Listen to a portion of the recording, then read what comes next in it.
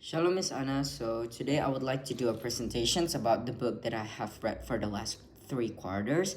So the title of the book is Sherlock Holmes, and the genre of the book was crime fiction, detective story, and a murder mystery. So the book described narratives that center on criminal acts and especially on the investigation, either by an amateur or a professional detective, of a crime and often a murder.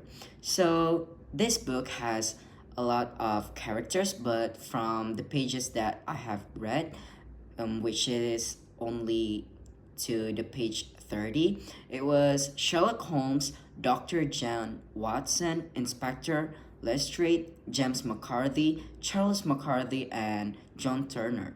So this book was written by Sir Arthur Ignatius Conan Doyle.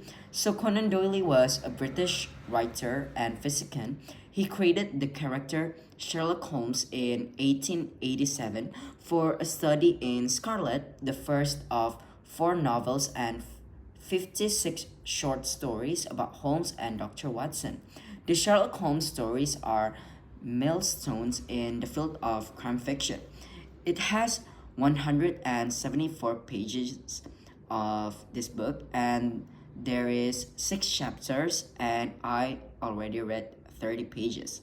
So from a lot of pages, I only read 30.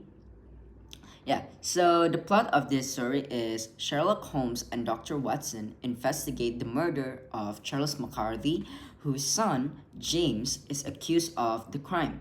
Witnesses heard them arguing before was found dead near Buscombe Pool. Holmes examines the evidence and discovers that the real murderer is John Turner, a wealthy landowner with a secret past. Charles had been blackmailing Turner, forcing him to act in desperation. Holmes decided not to expose Turner as he is already dying.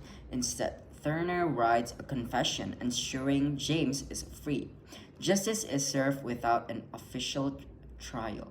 So the conflict of this story is James McCarthy being accused of murdering his father, Charles McCarthy. Although the evidence seems to point to him, he insists he is innocent, and Sherlock Holmes must uncover the truth behind the murder and find the real killer. So the pros and cons about this book is I like this book because I'm quite interested in mysteries and stories about finding out who the killer is.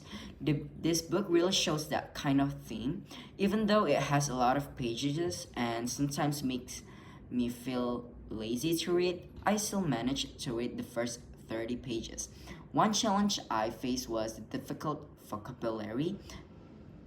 There were some words I didn't understand or just learn from the first time, like limp, examness, and prosecution.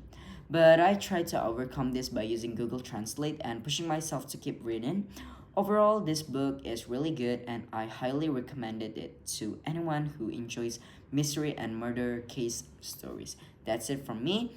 Hope you guys will read this book too. Thank you.